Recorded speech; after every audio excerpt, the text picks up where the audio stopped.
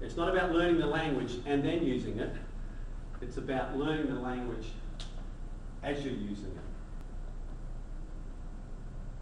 Now there's some people, for example, we have to have the same sense of argument. You've got to learn argument by using it. There's a whole lot of educational research as a group that the woman stood up. I was at a conference, overseas conference, and she stood up, this one person, and I know her. Stood up and said, kids can't argue. And I raised my hand and said, you must be a spinster, because my kids constantly reminded me of being a parent. Kids can argue. They're constantly practicing argument, but we don't let that happen in school, in our classrooms. We don't. Oops, because we're important and what we know is more important than what they know, because we know it and they don't know it, therefore we have to give it to them so they can give it back to us. And so we don't argue. Memorize and comply. Because Pavlov's around somewhere, I don't know where, but and then B.F. Skinner sort of reinforced that with his own daughter. So when we look at going to the use of language, it's about you learn language while you learn through using language. That's our emphasis when we do our work. And the same applies to argument. You don't learn it separate. So when we look at doing science, we've got to look at using argument as the central process. When they do inquiry, and you've all written your state, all your district standards, and you've all sent them into the state, and you've all used the national standards. Is there anyone who hasn't used the national standards as their guideline? There's that big section about science inquiry. Oh, what do they mean? Well, we pay attention to them, but we write it down because we want to get our sign back and get it back, and therefore we're approved, and therefore we can move forward. I don't mean to be rude to people. It's my cynical side. I mean, we all have to do that to fulfil our requirements to get our stuff fulfilled. But what we want to do is say, no, let's pay attention to this. If we really are interested in getting kids to learn and learn about science, then we have to use these ideas. And so that's what we've been doing in this project over the last few years. So when we look at science as inquiry, what we've been focusing on is structure that helps them move forward. Carolyn Keyes and I was on sabbatical over in Iowa City in 1996 from Australia. And I met Carolyn Keyes at a conference, and we sat down, we started to get on well in terms of doing our research. And so we got together, and this is what came out of it. And it's something that we've been researching, well, I've been researching ever since. So if we have a look at science inquiry, and we have a look at the structure of argument, what we want kids to become involved in is posing questions. So what's my idea? What did I do? What did I see? What can I claim? What's my evidence? Reading. How do my ideas compare with others? Now I have kids. When you've got kids working with this structure, we have kids going reading non-fiction text. Tell me how many people get kids reading non-fiction text in science and do it willingly. It doesn't happen very well. Now we have kids going to do it because they want to find out how their claim matches to what scientists say. So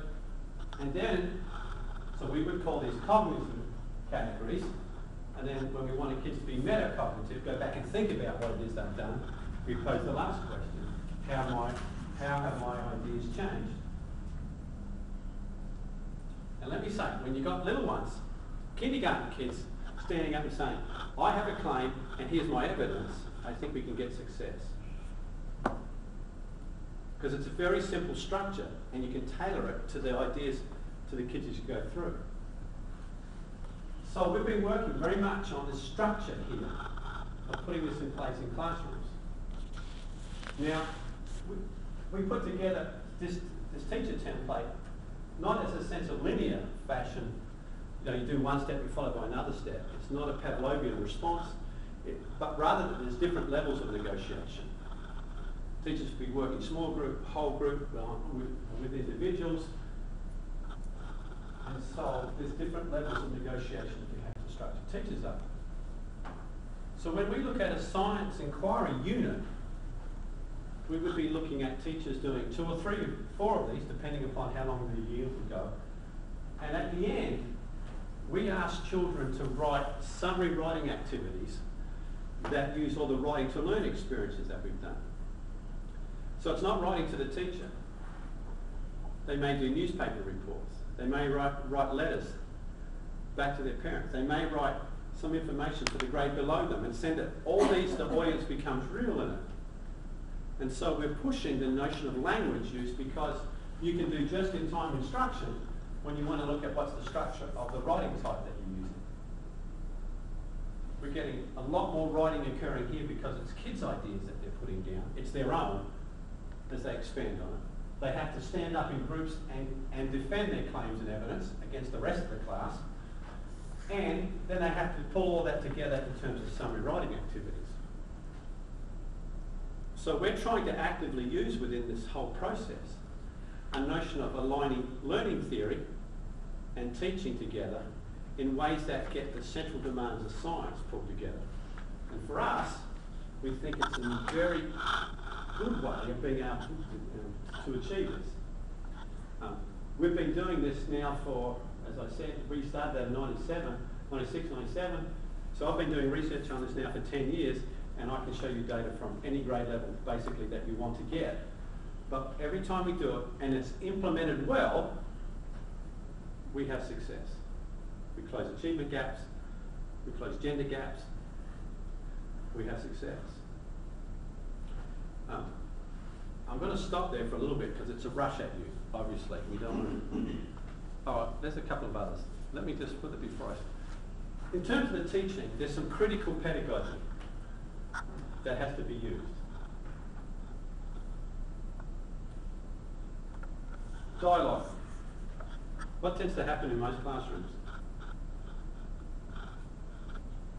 Because teacher talks, but if a student talks, is the teacher listening? We tend to have monologues occurring. Kids they talk past each other. We don't have dialogue. I mean, what are the critical elements of dialogue? Exchange of ideas. Yeah, but what's a conversation? What are the components? Listening. Listening. And we don't do that. Listening and talking. We tend to do talking. Boom, 2 monologues go because we don't build on the conversation. And so we have to help kids, we have to get kids to understand that they've got to listen and push forward. We have to get teachers to understand that they have to take themselves out of the conversation and let the kids debate. Where's the focus of learning generally?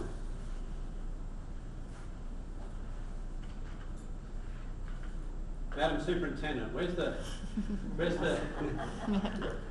focus of learning generally? Depends on where you are. On the PD.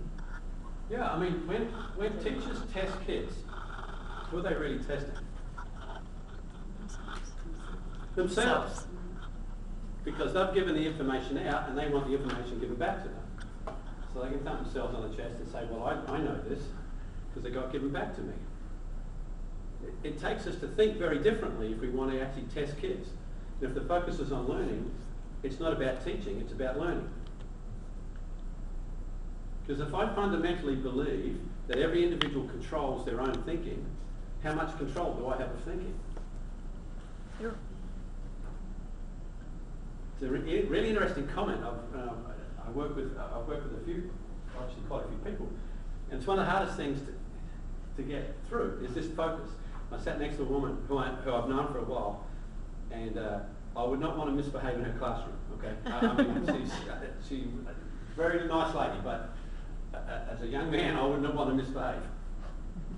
And I said, why is it so hard to give up something you've never had in the first place?